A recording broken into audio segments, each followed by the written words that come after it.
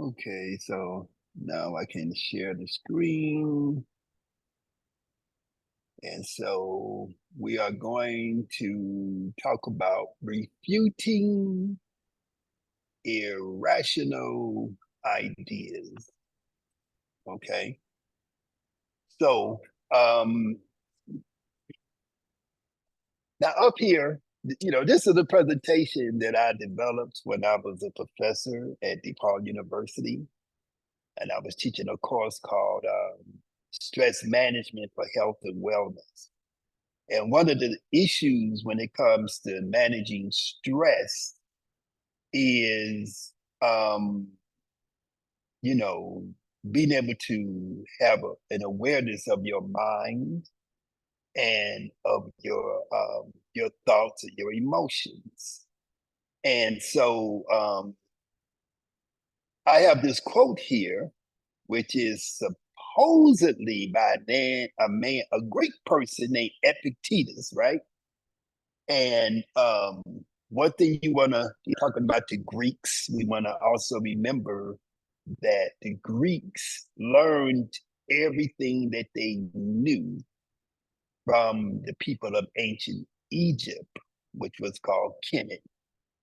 So in this quote, it says, a man is not disturbed by events, but by the view he takes of them. So a man is not disturbed by events, which means that a man or person is not disturbed or put into a state of stress by the things that he or she is experiencing. So we often try to attribute our feeling of stress to another person outside of us. So we say, my mate, my husband, my wife, my mother, my father, my sister, my brother, somebody else made me angry. Or we say that so and so, caused me to become sad. Or we say so and so caused me to feel a certain way. I have this feeling. This feeling is associated with the effects of stress. Okay. It could be anger, it could be sadness, it could be, you know, lack of confidence. It could be all kind of different emotions, right? And we say that something happened that made me feel this way.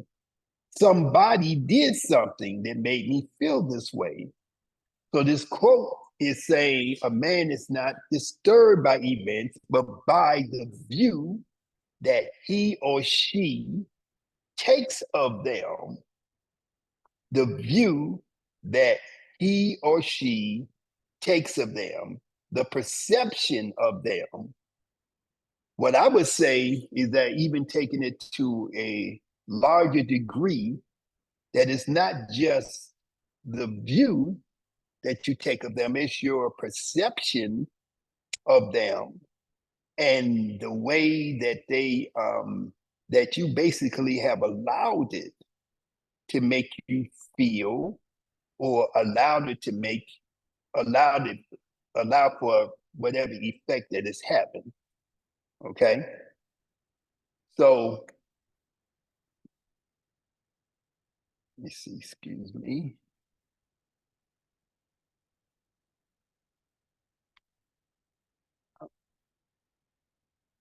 Now, for you have something to say?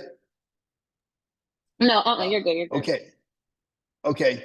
So again, our topic is irrational ideas. Irrational ideas, my definition would be thoughts and emotions that do not conform to the actual situation. Okay. So it's often what you can call a misperception, you know. And so we know what perceptions are. So a perception is your view of a phenomenon. I'm gonna use this word phenomena or phenomenon, right? Because we are constantly moving through life, experiencing what? Different events or different phenomena as they occur to us, right? That's what we're doing. We are experiencing things as we move through life. Okay. So let's say, for example, I'm in Chicago. So I've experienced the cold winter. I've experienced a warm day. I've experienced cars moving, people driving too fast with their cars. I've experienced, high prices at the store. I've experienced looking at, disorganization and kind of chaos in my community. You know, I've experienced a lot of different things, you know. So just like every other person, every other human being, they are moving through life, moving through their daily lives, and they are having experiences. So those specific individual experiences that they having are what you can call phenomena. So these things that occur, these things that happen, and you are interacting with this phenomena, you are perceiving everything that is happening in your environment, okay? Because you exist in an environment. And then within that environment, things happen. Think about a fish in the ocean. The fish is in the environment of the ocean. The ocean is the medium, okay? Understand that word. The ocean is the medium, the water is the medium in which that fish exists. And within that medium, there are different things going on. You got many different types of other creatures. You have different objects. You have different, things um, that are there for food for that particular fish, and you have other things that are there that view that fish as something to eat. So you have all of these things. So the fish has all of these different phenomena, all these different things that occur constantly in this environment that it has to navigate. So we as human beings living in our terrestrial environment, in our terrestrial medium, we are also navigating all of these different events, all of these different experiences as they occur. Okay. So first of all, we need to be able to categorize the things that happen to us on a daily basis, the things that we experience on a daily basis as being experiences, the experience of various phenomena. Okay. So as we experience these things from the time that we're born to the time that we make our final transition from this physical life, we are forming ideas and perceptions, opinions of the things that have occurred to us. And oftentimes, our ideas and our perceptions and our cognitions of these different events become irrational. Irrational means that they do not fit the reality of what they really are. So, for example, an example of an irrational idea is that somebody, you became angry in a situation because you said a person tried to make you become angry or tried to do something to you, but it was really a misperception, right? And so your misperception made you feel stressed, made you feel angry, and then you find out later, oh, that person was just that was my misperception of that person's intention. And then you say something like my bad, right? Hopefully, even though sometimes people can never say that. So, so from this perspective, we have we can become imprinted with irrational perceptions of things that are occurring in our life based upon how we have been programmed by our earliest experiences, right? So when I say that, think about it in this way. You are a parent. Let's say you're the mother. You're pregnant. While you are pregnant, you play soft music. You stay out, you stay in quiet environments. You burn lavender incense and you inhale that to get that lavender feeling, that relaxation. You take your warm bath in the evenings. You do your controlled deep breathing, your yoga. You eat very healthy, right? And then when your baby is born, you breastfeed your baby. You keep your baby close to your body. They can feel the warmth. They can hear you. They can hear and feel your breath. You keep them strapped to your body when you go outside and stuff like that. And their body can interact with your breathing. They get into the rhythm of your inhalation and your exhalation. Their heartbeat, their body can feel your heartbeat. Your heartbeat is touching them, right? And so this child is going to have a sense of security. This child is going to have a sense of confidence, okay? Because that child was given a environment that was conducive to the development of a sense of security, a sense of self-confidence, and so on and so forth, right? So you can imagine what the opposite would be. The mother is pregnant and there's gunshots all the time. There's people arguing all the time, loud voices, angry voices, loud music. All of this stuff is coming into the medium of the amniotic fluid that the child is existing in. That child is in that medium, that fluid within the body of the mother. And all of these negative energies, these sounds, these emotions, the mother's emotions are stress. And so those stress hormones that the mother is generating in her body are being transferred into the body and the nervous system of the baby, of the fetus, right? And then when that child is born into the life, born outside of the womb, that the child is not breastfed. The child is not held close. The child does not have a grandmother, a father, or auntie, and all these other people that's hugging it and giving it love and kissing it and stuff like that.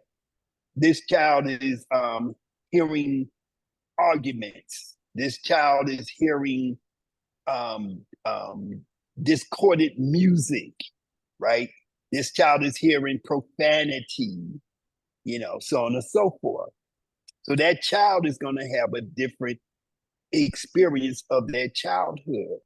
And sometimes this child may become abused. Somebody may physically abuse, sexually abuse, psychologically abuse, whatever. So your perception of reality will become programmed different than the child who's being nurtured. Okay. So personal early life trauma, you know, can set a person up to have irrational ideas. Okay.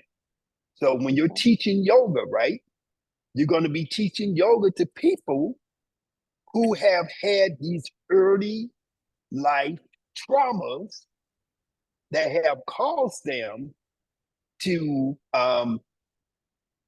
misperceive and have irrational ideas. Now, this is generalization, not saying that every single person that has early personal, life, trauma is going to come out a certain way, because people often have what we call resiliency. And so their resiliency allows them to overcome, some of these difficulties in the early stages of life that allow them to be able to live life more effectively. But we just talking in general here. So another origin, another cause of irrational ideas can be cultural conditioning. Okay.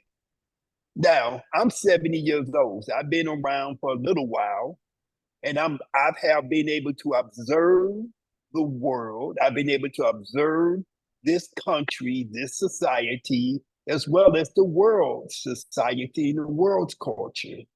And so I can see that there have been changes and comings and goings of different cultural concepts and so on and so forth. Now, the first thing we need to ask ourselves is, what is culture? So when we say cultural conditioning, we know what conditioning is, right? So we know that conditioning is like when something or someone is under certain types of situations that they can become conditioned. If you take a piece of metal and you hit it real hard with a machine, it's gonna become flat, or it's gonna take on a certain shape, right? That's what we call conditioning. If you out of shape and you go to the gym and you lift weights, you become conditioned, right? And so your body reacts and responds. Your mind reacts or responds to the environmental forces that are shaping it, okay? So culture is the overall environment that we exist in. So we exist in America. What is America, right? America is a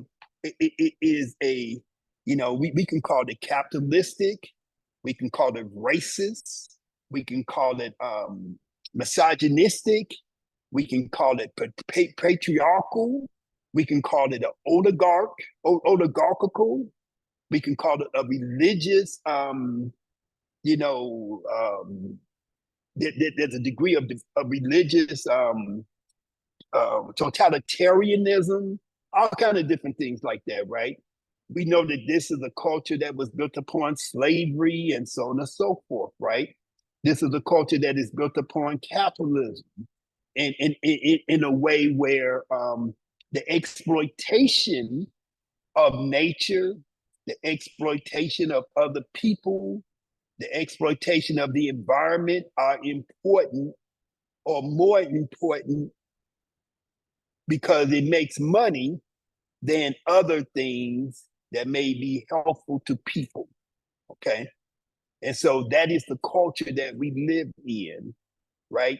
But we also live in a culture that has certain values that are communicated in some ways. We live in a culture which is also has religion, right? And we know that even though I said all these bad things, right? But we also have culture where certain types of positive values are taught. So it's a combination of different things, right? So you have a culture, you may have a culture, you may have a religious culture, right? So your religious culture may tell you that you should treat others as you would have them treat you. That's part of the environment that is America. You know, we have a culture that tells us that everybody has rights. Everybody has equal rights. Now we know that this is not actually carried out the way it's supposed to be, but the idea of I have equal rights, the idea that if I'm a citizen, I have the right to remain silent. I have the right to this, the right to that. All those things which are enshrined in the so-called Constitution and so on and so forth. We know that oftentimes that is not carried out the way it's supposed to be, but we know that we exist in a culture that has these particular values to them, right? And so, the overall, so when we say cultural conditioning, we're talking about this overall system that we live under that has a certain philosophy, that has a certain worldview. While we can talk about the negative aspects of the American or the Western worldview, we can also talk about the parts of it that we want to see occur from it, right? That we seek equality, we seek fairness, we expect it, and we act upon this expectation that of fairness, that we're going to be treated fairly. So we do not just accept, that if some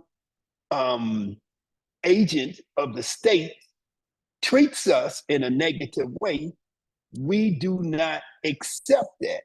And we often fight back. We often, challenge. We often go through the channels that we have available to us to kind of counteract any type of negative impact to us.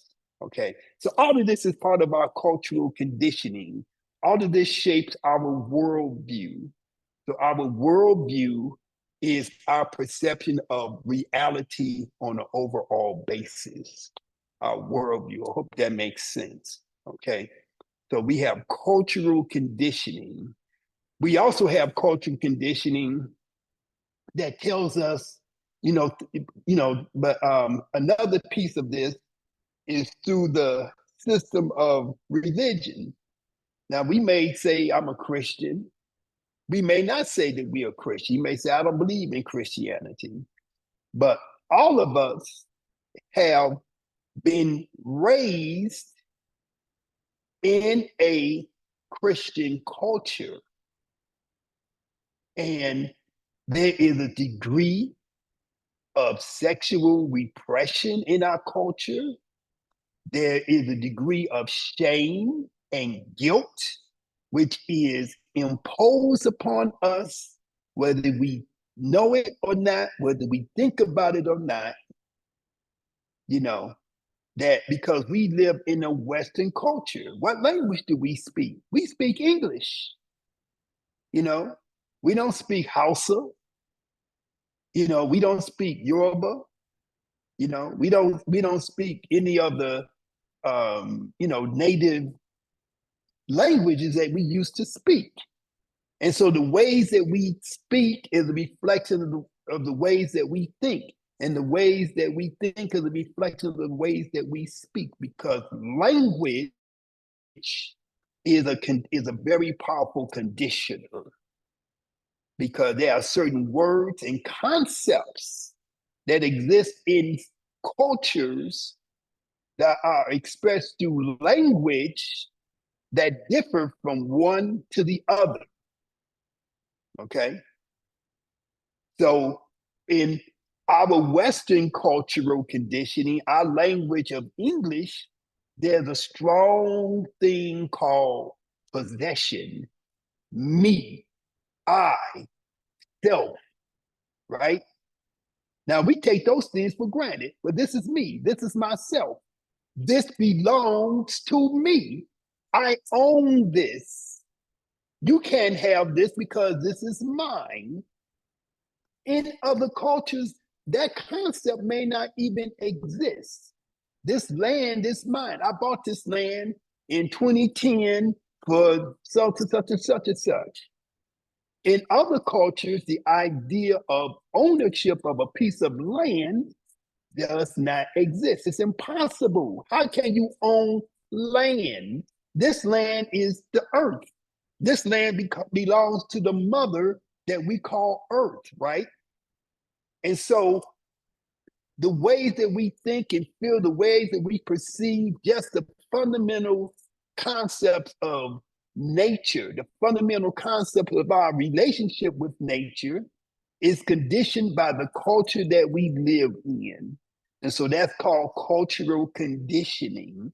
And it can differ from one culture to the next based upon the influence of language, the influence of religion, the influence of social norms. You know, in America, think about this. When Hillary Clinton was running for president, you know who kept her from being president? White women. Hillary Clinton is a white woman. If I was a white woman and somebody who looked like me said they want to become president, I would say, okay, I'm going to support that. Barack Obama, he black. I'm black.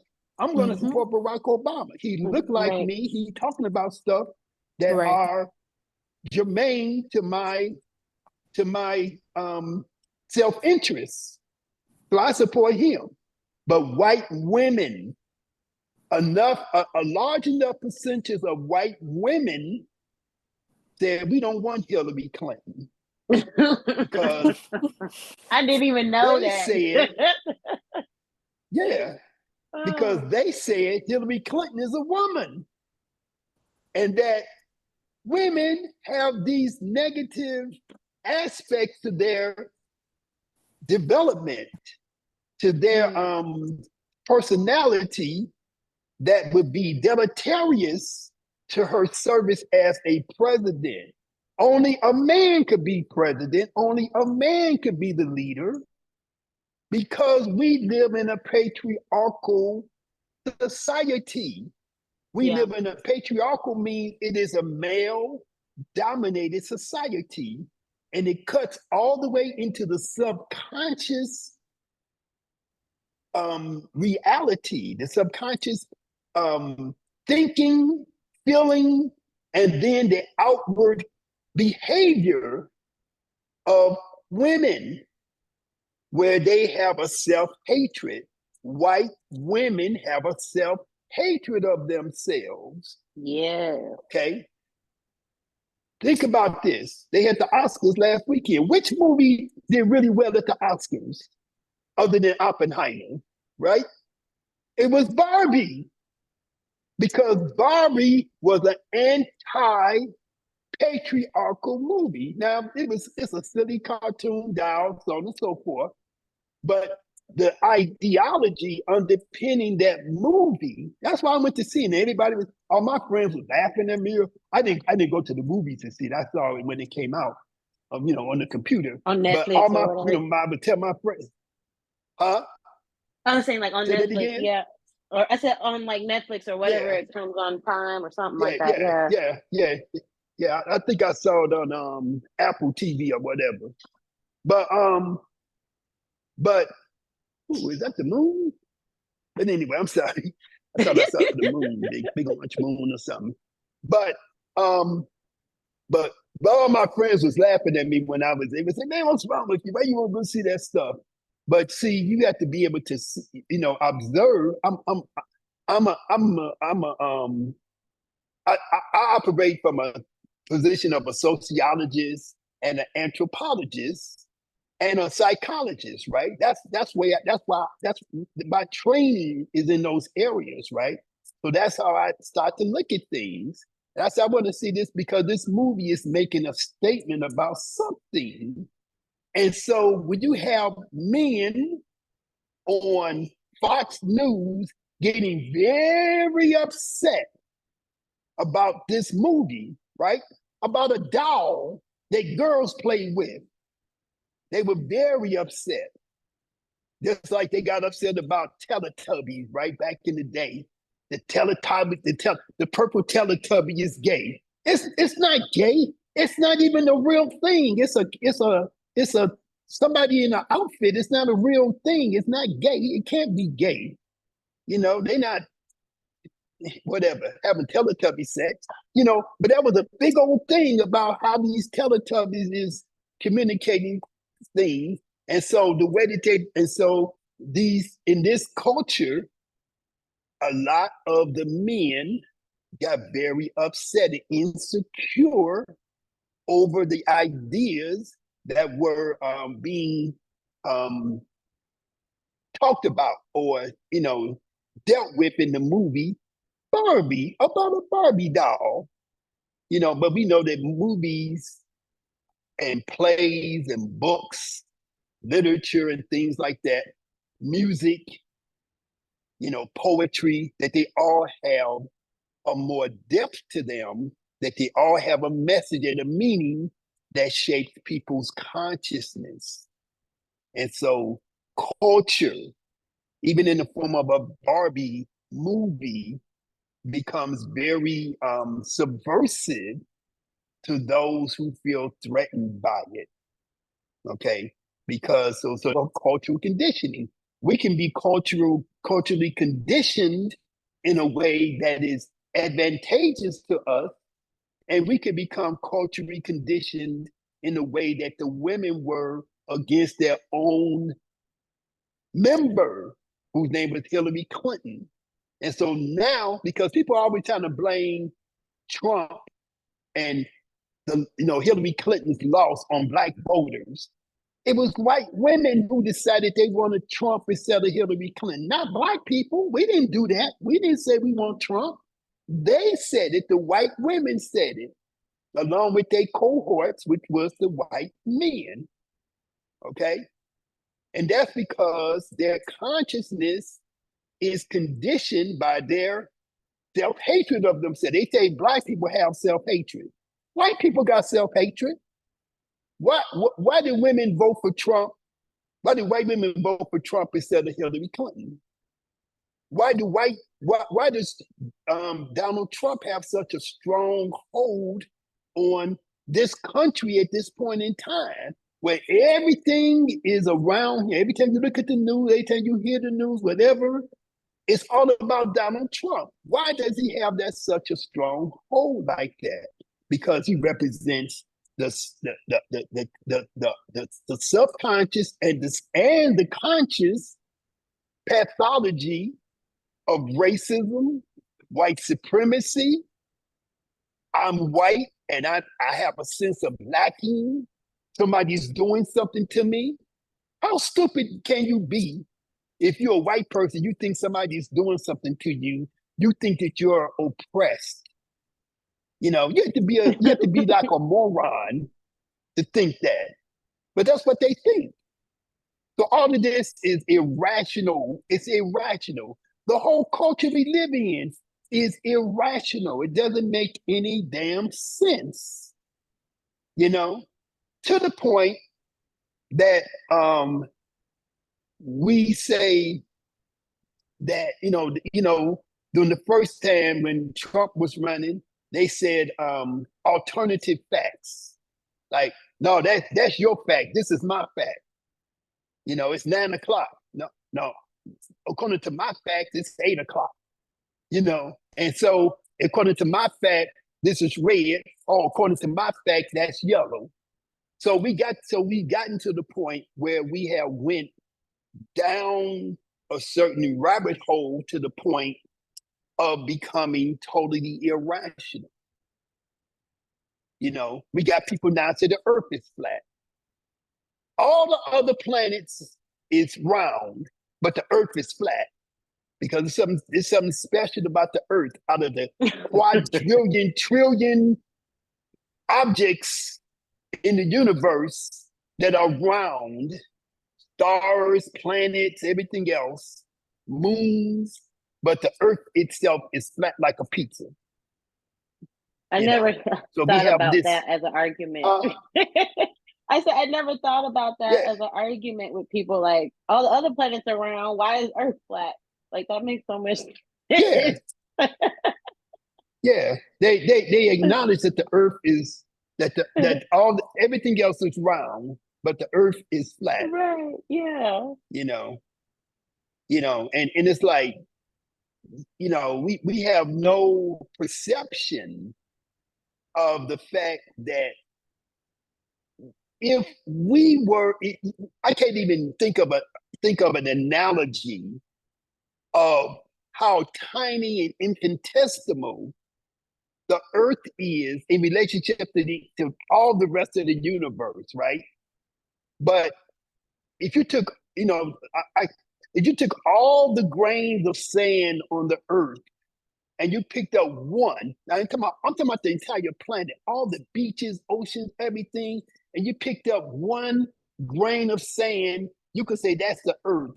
And the whole rest of the universe is all of these other grains. That's how infinitesimal we are. But to say that we special and we flat and everything else is round, it's so ludicrous. But this is part of our cultural conditioning.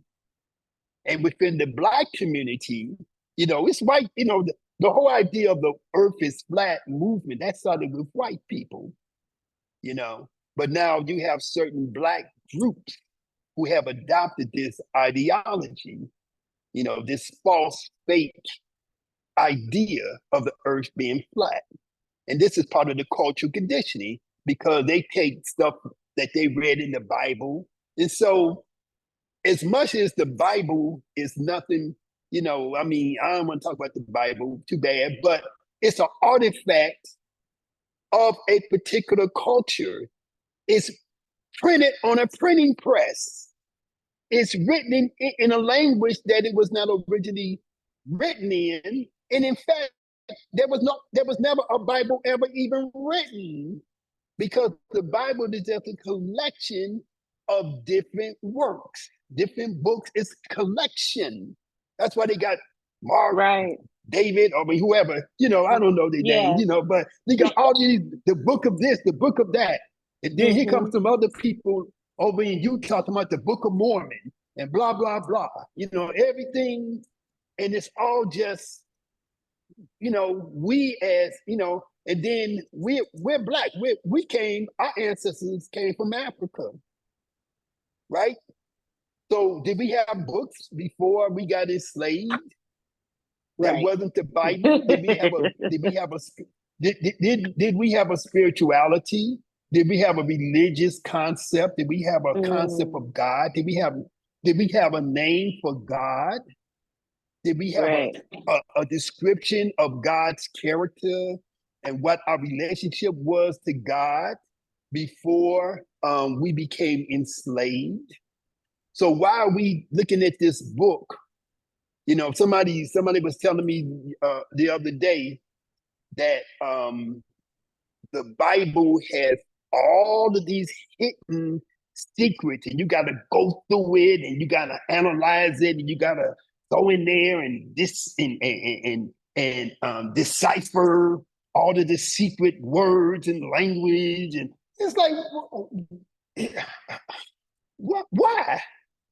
When I can go read some ancient Kemetic texts, I can go read some books that they got in Ethiopia.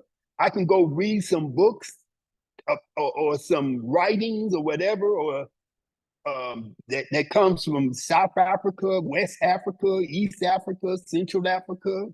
I can go talk to some wise people in these places who are communicating ideas that existed pre-enslavement.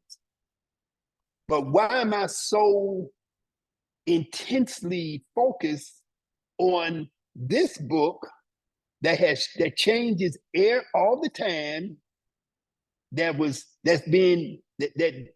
is not even a book, it's just a collection of whoever the editor chose to put into it. There was an editor originally who said, I'm going to put this, this, and that into the book, right? And, oh, we found a scroll over here. Oh, I like the way this sounds. Let's put this in there and call it the book of this and the book of Paul and the whatever, the gospel. And then use these words like gospel. So when you use a word like gospel, that means that, oh, it's the gospel. It must be true. See, and so this is part of the hoodwink that we go under. So we're reading these things, and we can see that this is, and they're telling us that the people who wrote these words are people who were inspired by God. That God came to them and inhabited their consciousness, their spirit, their body, their mind, their brain, and spoke through them to write these words. Okay? So how we know that's true? We don't know that, but our faith, they tell us, believe. And then if you don't believe, they make you afraid. They say, right, if you don't believe this, God gonna get you. If you don't believe it, when you die, you will go to hell and you will burn forever in fire and brimstone and all this kind of stuff. And if you don't do this, if you don't be loyal to your husband, you're gonna die. When you die, you're gonna suffer. And they say, oh, you're a woman, right? This is the game they play. You're a woman. Oh, you have premenstrual, you have a cycle, right? You have a menstrual cycle. Why? Oh, you bleed when you have a menstrual cycle, and when you give birth, you have pain. That's your punishment for being a woman. That's what they tell you in this Christian religion. That because you bleed when you have a menstrual cycle, and because you have pain when you give birth, you have birthing pains when this 8, 9, 10-pound human being come out your body and opens up your cervix so many centimeters that you have in pain, because that's your punishment. Because you was the one who tempted Adam in the Garden of Eden. Okay? That's your punishment. See? So these ideas, this is part of the cultural conditioning that gives us irrational ideas. So an irrational idea that would come from that is that I feel guilty. I'm not as good as a man. The man is supposed to be the leader. How was I formed? I am a woman. How was I formed? God took the rib out of this man and stuck it in me. He came first, and then a piece of him was used to make me. A piece of this man. So he's better than me. I'm less than him because I'm just his rib. I'm Adam's rib. I'm not even his heart. I'm not even his lungs. I'm not even his eyes or his brain. I'm just a piece of irrelevant bone that you don't even need all of. That's all I am as a woman. So think about that kind of stuff. That's part of the cultural conditioning that makes us believe all kind of crazy stuff. And then the man who's listening to this stuff, he's saying, yeah, you're supposed to be cooking my meals. You're supposed to be doing this. I'm better than you. I'm superior to you. I'm above you. You're supposed to serve me. You're supposed to have my kids. You're supposed to be pregnant and barefoot. Now, sometimes, there are people who actually say those words, but for the most part in this culture, those ideas are acted upon that the woman should be pregnant and barefoot. You have something called a Supreme Court. Supreme, the highest court in the land, they said a woman has to become pregnant regardless. She can't do nothing about it, but become pregnant. She can't do nothing about it if she becomes pregnant other than have the baby, because we're going to take away her right to choose to have the baby or not. This is the society we live in 2024, not 3,000 years ago, but now. Right.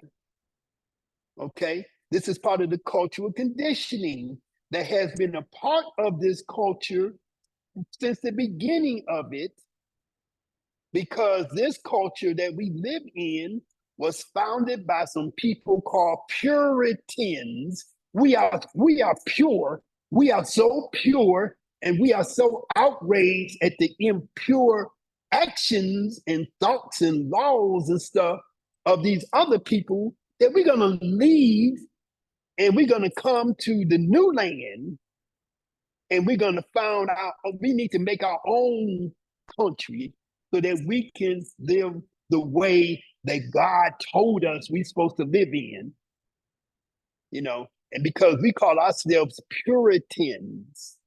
So that name in itself, how the hell you so damn pure? You're a human being. You go to the bathroom, you take a dump, you pee, you eat, you bleed, you die, you decompose, but you're a Puritan, right? All this kind of stuff. So all of this is part of the cultural conditioning that we live under that has caused us to have crazy ass ideas that we can just call irrational ideas that lead to irrational decisions that lead to us shaping a society in such a way that where we destroy the environment. Why is the environment being destroyed? Because we are taught that we are the masters. I am the human being. I am man. And see, they use the word man. When they say man, they're not talking about human. They're talking about a male is the master of the earth. And they're saying all the animals, all of the plant life, all of the minerals of the earth is supposed to be under the dominion of man. When they say man, they're not talking about no woman. They're not talking about no black man. They're not talking about no black woman. They're talking about a white man. That's what they're talking about. That he's supposed to be able to control everything. He's supposed to be able to own everything. Okay? That's why you go to England. I was just watching this show on Netflix called The Gentleman. Okay? It's coming out of England, right? So I watch this stuff not as entertainment. I watch it because it's interesting, because they say The Gentleman, and they were sort of going into the history. This is a series, right? It's got a lot of shooting and stuff in it. That's why I like it. That's the entertainment part of it for me. But it's going into a lot of the history of England and how it became a place where you have a king and you have all of these lords and nobles living in castles, and then you have people called the commoners. See, that's what we would be. If we was in England, we would be commoners, common. Not like Common the rapper. We just be common. The regular people who don't have no status, who don't have no land, who don't have no rights. Why did they call the noblemen Lord, Lord. They called them lords, right? If you're the person in England who's living on the land of the man who owned the capsule, and you just he allowed you to farm, to make a living a little bit off of that. You say, yes, my Lord, yes, my Lord, so on and so on, yes, my grace. This is the way that they talk to them.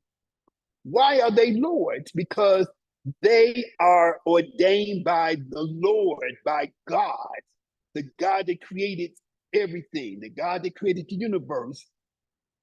They say that the God who created the universe ordained that they would be the noble class, that they are the ones who are closest to God because of their birth, because of their relationship to the king. Look at World War One.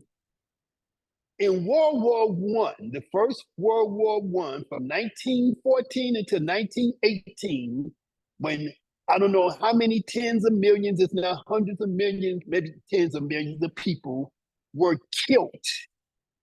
Tens of thousands of people killed in one battle, right? Who was fighting? The British, the French, the Russians, the Germans, so on and so forth, right? All of these people, Go ahead. But you don't hear nothing about, India or Africa, like going into these wars with them. Well, yeah, they did. But the piece I wanted to emphasize here is that all of those people was related to each other. The King of England, the King of the King of Russia, the King of France, the King of Austria, all them people was cousins. Look it up. Crazy. They all related to each other. All of these different royal houses of all these different countries, Spain, Portugal, England, France, Austria, Germany, Russia, they all was cousins. They all part of the same so-called nobility, noble family that ran the whole so-called continent of Europe. And it was Belgium, right? Remember the Belgians, don't forget about them, because you talk about Africa and what Leopold, who was the king of Belgium, what he did in Africa, in the Congo, where he chopped off people's hands and their feet, when they objected to becoming enslaved. Robert Conrad wrote a book called Hearts of Darkness about that, and they turned into a movie called Apocalypse Now, right? But they put it in Vietnam, not in Africa. And so what you're saying about the African involvement was several-fold, right? Number one, when these same people who were the families who ran Europe, when their armies invaded Africa and they took over the land, they colonized the land, they enslaved the people, and they used Christianity to brainwash the people and to make them to believe that, in the same way that the white people in Europe believed that these white people at the top were the lords who were appointed by God to be over them, they told black and dark-skinned people that they were supposed to be subservient to the Europeans, to the white Europeans, because God ordained it. So that's why you had so many Africans. You had people from Senegal. You had people from Ghana. You had people from Nigeria. You had people from Kenya and Tanzania and so on and so forth. All of these different colonies were fighting in Europe, from India, from China, from Indonesia, from the Pacific Islands. You had soldiers who were from the countries, from these dark-skinned countries in different parts of the world, who was fighting against each other in the within these armies, not identifying each other, but fighting for each other's, fighting in the armies of these colonizers and enslavers, and fighting fiercely. A guy wrote a book, right? What was the name of the book? The name of the book was called Gunga Din. Y'all heard of that before? If you haven't, you should check it out. Gunga Din. And Rudyard, R-U-D-Y-A-R-D, Kipling, K-I-P-L-I-N-G. Spell that again. You said R-U-D. R-U-D-Y-A-R-D, Rudyard. Okay. And his last name is Kipling, K-I-P-L-I-N-G. He's considered one of the greatest writers of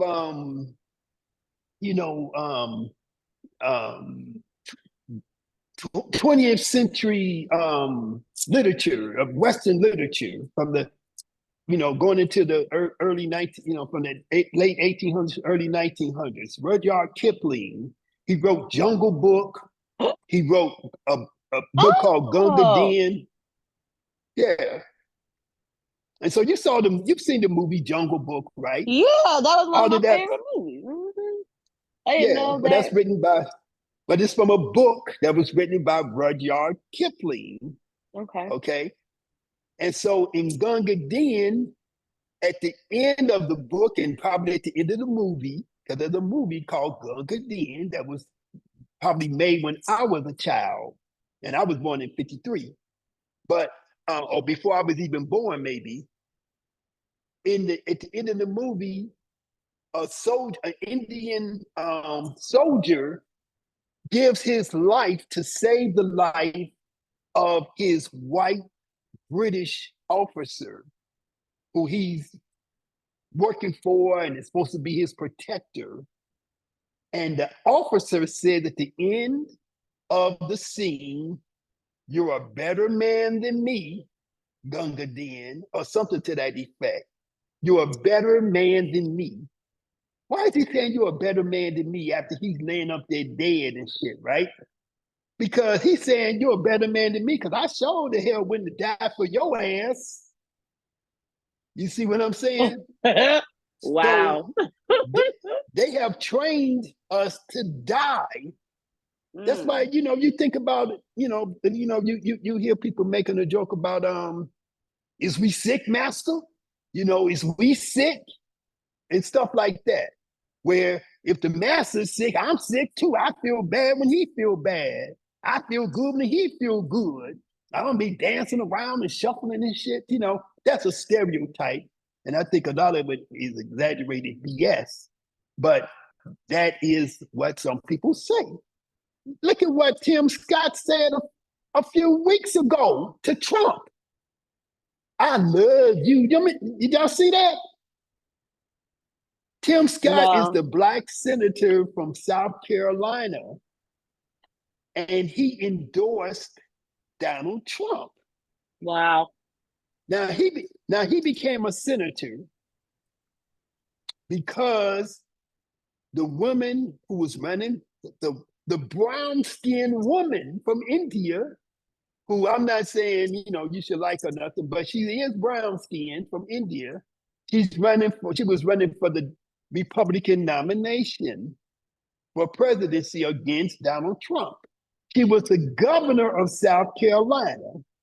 While she was the governor of South Carolina, the Senate, each state has 2 senators.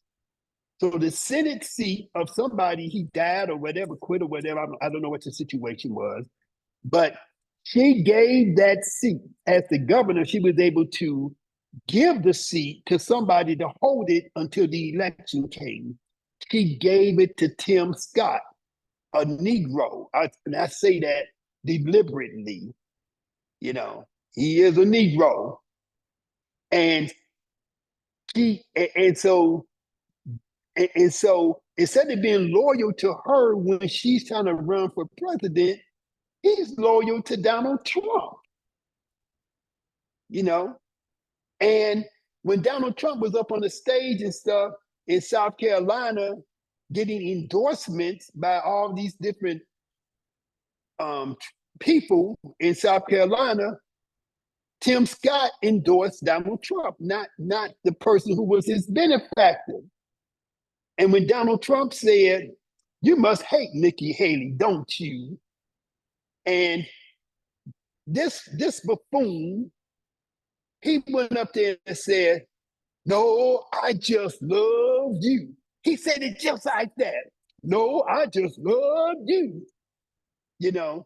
And so this is all part of the cultural conditioning where in 2024, a Black male, can be such a suck ass that he's gonna get up there and buck out his eyes and buck out his teeth and say this to this white racist dog piece of garbage whose name is Donald Trump. Okay, so that's all part of the cultural conditioning, which leads to irrational ideas. And I'm just even, and so we can talk about social conditioning too. So what is social conditioning? They take our Black young people, they put them in jail, right? That was not an accident. Social conditioning. They create a social system by which you are placed in a inferior position. So we talked about how male and female are placed in 2 opposite social conditioning, right? So social positions. Okay. So in this culture, we have something called a class system, CLASS. It's a class system. So under this class system, men are at the top, women are at the bottom. But more specifically, white men are at the top. When they wrote this thing called the Declaration of Independence, the first thing they said was that all men are created equal. The question becomes, what is the definition of a man? This was written in 1776, whatever year it was, right? That's what, 300-400 years ago? It wasn't written today. So if you ask what is a man today, what is a human being today, more precisely, we would say a human being. We say all men. When we say in this decade, in this time, all men are created equal, we're talking about all people. When they said it, they was talking about the tiny 10% of white men that owned land. Okay. So that's part of a structural part of society where you have a class system where land, wealth, and so on and so forth is owned by a few. Okay. And that's part of our social conditioning. So our placement within the society, the haves and the have-nots, right? If you're a have, you think a certain way. Even as a have, as a person who has the wealth, who is part of, yeah, I can barely hear you. My AirPods just died, and my phone has you like super, super, super low. I don't know why. You got to turn your, well, I mean, I can hear me, I can hear you. I mean, I can hear, I can hear you very well. And so you can hear me well, but you can't hear me well. So I don't, it's something on your end. I don't think it's me. I'm gonna go out and come back in and see if that helps. Okay. Well, I'm almost finished. And so I'm gonna if you go out, I don't know if I'll see you again, because I got it on a different screen and it's already 8:16. But I think I see you. Okay, admit, maybe that'll help. Okay. So I'm not gonna go too much further, but I'm gonna say social conditioning is the structure of society. It's the ideas along with the cultural conditioning that's being put into the consciousness of people based upon the educational system, the religious system, and so on and so forth. And again, we have a class system in this culture, which puts people in certain categories based upon economics, based upon what they have and what they do not have. Okay.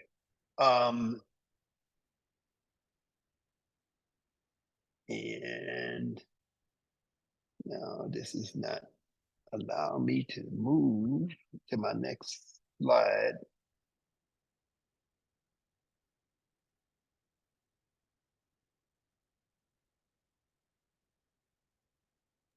And I can definitely hear you a lot better now. So I think it was just probably the connection from it going from my AirPods to the phone. Yeah, yeah. Okay, well, for some reason oh, there we go. I've been pressing that button to make this media thing pop up for the longest. Okay. Technology. So it finally came. Yeah. Okay. So media. So think about, I'm not gonna have time to go real deep into this, but let's think about the media, how the media shapes our consciousness. We have different types of media, right? So in the old days, before we had social media, you had like radio, you had television. There was a time when people got all their information off of a newspaper. You didn't know what was going on until you got this piece of paper, this bundle of paper called a newspaper, and you had to read it.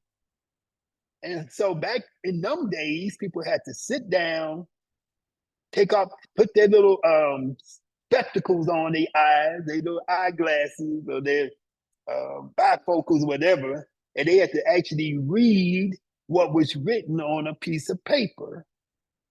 Then from there, you had radio, then you had TV, then eventually you had computers, you had within TV, you had regular TV, then you had cable TV, which changed the whole game.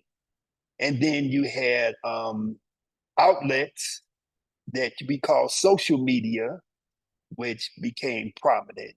And now you have kind of a mixture of the old time mediums of TV and radio and newspaper that have become integrated with social media. So everybody has is represented on social media now, because that is the medium through which communication is taking place.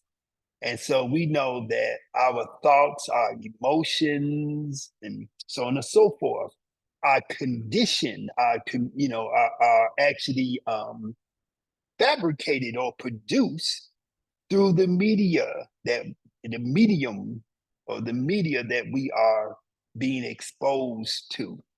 Okay. So again, all of these are vehicles. I use this term, vehicle of ideation, ideas.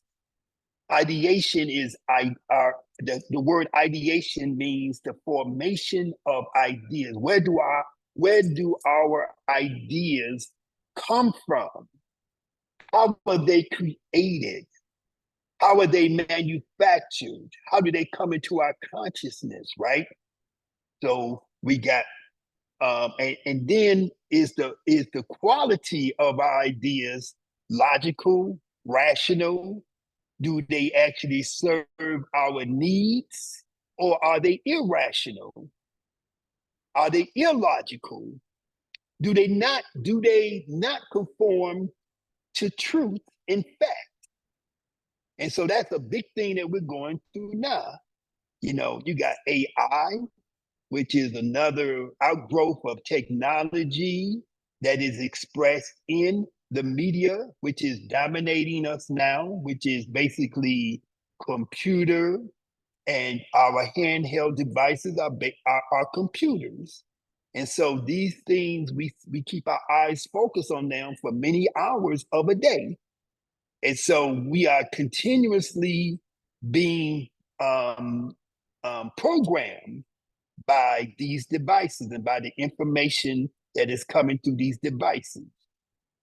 And it's one thing if you have an objective ability, or you have the ability to objectively assess the information which is coming to you from these devices, because you have a background in history, you have a background in how this thing called propaganda is manufactured. But if you do not have the knowledge, the basic knowledge upon which to evaluate the quality and the authenticity, the veracity, and the validity and reliability of the information which is coming to you, then you are going to be at a disadvantage. And then you will be forming more and more irrational ideas. Okay. And then we have maladaptive responses to stress, which are when I am under stress, what do? I'm influenced by the commercial on TV. So when I'm under stress, I'm going to go have me a Dr. Pepper. I'm going to go have me a Coke. I'm going to go have me a pizza, right? I'm going to go smoke a cigarette. I'm going to have my Newport or my cool cigarette, right? I'm going to go and have the latest edible, cannabis that everybody is doing, right? They got commercials now where they're telling people to take micro doses of mushrooms, psychedelic mushrooms, and so on and so forth, for certain types of psychological disorders and so on and so forth. They say this is a therapy which is available to you to treat anxiety, to treat depression, and so on and so forth, right? Maladaptive response to stress. So you go and you see these commercials on TV or in other places, because when you say TV, everything is TV now. Your computer, your phone, everything is TV. But you're seeing these commercials for all these different types of products, all these different type of psychotropic medications, which are designed to take away your anxiety, to take away your stress, and so on and so forth, right? So you have maladaptive responses to stress. Okay. So another maladaptive response to stress, besides overeating, besides taking drugs like alcohol and cigarettes, it could be sex, It could be over-sexualization, where you have a lot of people who are addicted to pornography.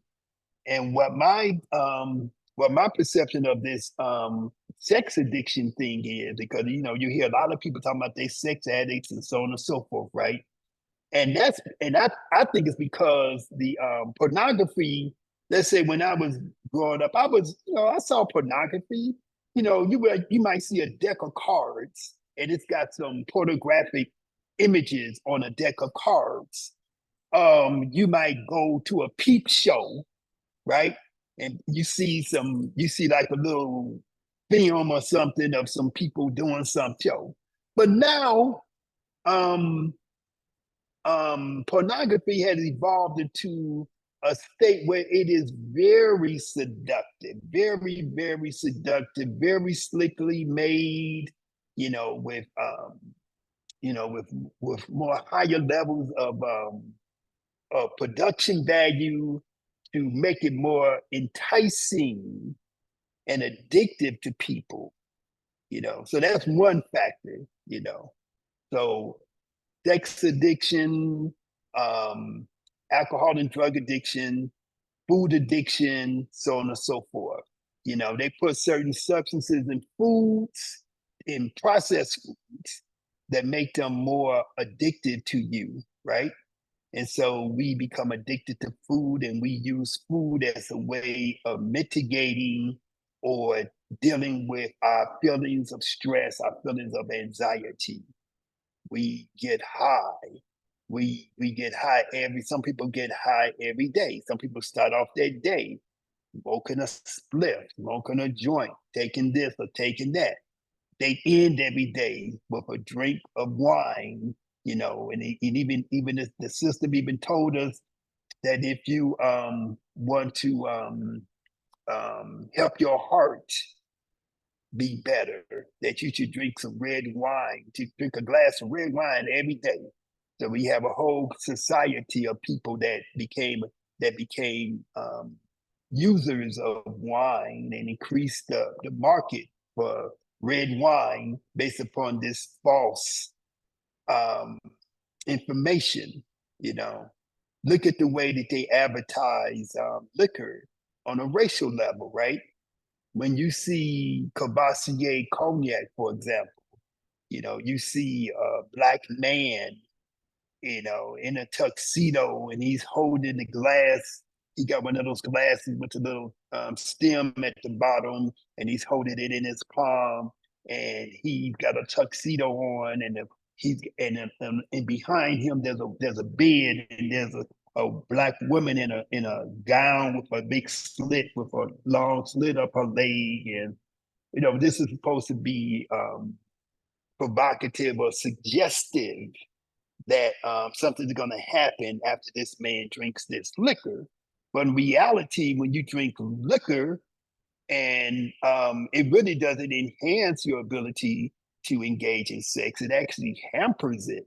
More than likely, this guy in the tuxedo, once he gets finished drinking that bottle of Cavassier, he's gonna be knocked out or laid out. And the woman gonna be sitting up there by herself, wishing that she had a man that was drinking some carrot juice. Oh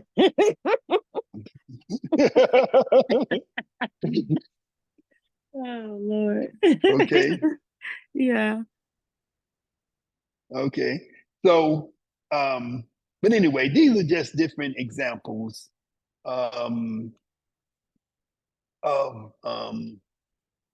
cultural conditioning, social conditioning, so on and so forth. And so it's really a lot more here.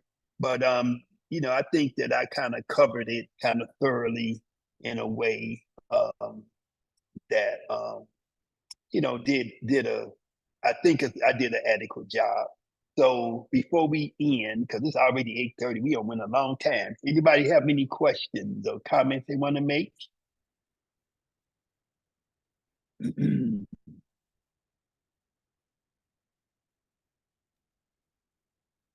Okay, so I don't have any.